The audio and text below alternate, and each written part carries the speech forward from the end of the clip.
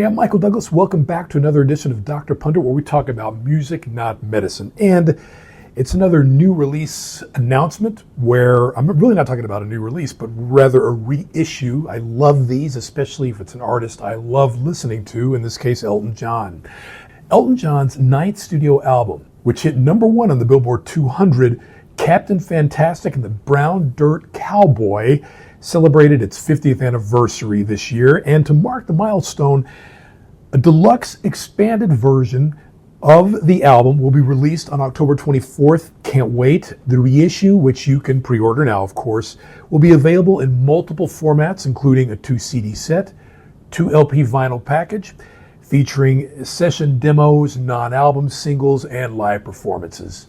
The 2 CD release features a 2016 remaster of the original album, the chart-topping non-album singles Lucy in the Sky with Diamonds and Philadelphia Freedom, and their B-sides, along with 6 demo recordings and live performances of 7 songs from Elton John's 2005 concert at MSG Madison Square Garden, celebrating the then 30th anniversary of this album. On the other hand, the 2 LP set features the 2016 remaster, the 6 demos, the 4 performances from the 2005 MSG show, and the deluxe CD and LP collections also include a booklet featuring sleeve notes and Elton's previously unseen 1974 diary entries, if you're into that. An instrumental demo, which was recorded in sessions, of the title track and Elton John's performance of the song from the '05 concert have also been made available as advanced digital singles that you can stream now. And in addition,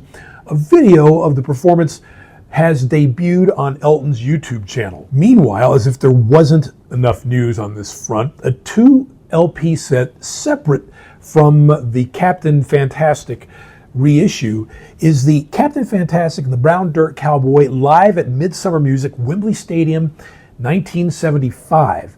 Now, this collection features Elton John performing the entire album during a live June 21st, 1975 show at London's famed Wembley Arena. And this will mark the first time that performance has been available on vinyl. Released on June 7th of that year, 50 years ago, Captain Fantastic and the Brown Dirt Cowboy was the first album ever to debut at the top of the Billboard 200. Yes, Elton John. It was also the first album to be certified gold by the Recording Industry Association of America before it was even released.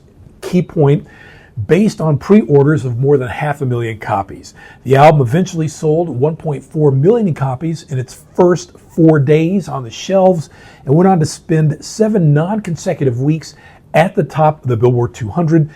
Eventually, after all the dust had settled, it was certified 4 times platinum by the RIAA for sales of more than 3 million copies in the US. Now, as everyone knows, this particular album is a concept album featuring songs that told the story of Elton John and lyricist Bernie Taupin's musical partnership and their rise to fame.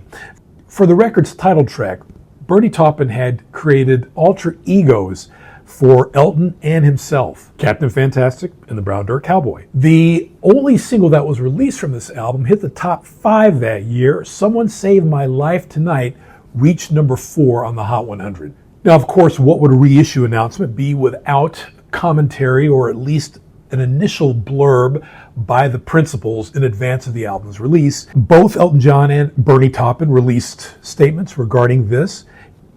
Captain Fantastic and the Brown Dirt Cowboy was the first album I'd ever made that was autobiographical, and it was the first time we'd gone into the studio with all the songs already written. We rehearsed it as a band and then went in and cut it more or less live. The band were at their absolute peak, and you can hear it on the record.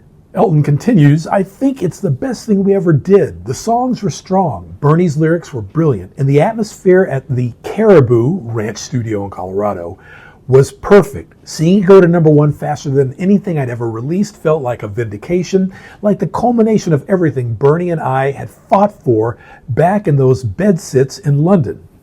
And Bernie Taupin said, of all our recorded output, Captain Fantastic has a very special place in my heart. Obviously, It was emotionally rewarding as it chronicled a very special time in our lives. I'm not by nature one to wallow in nostalgia, but hearing this album once again 50 years on reminds me of how very deep our bond of friendship and creativity ran.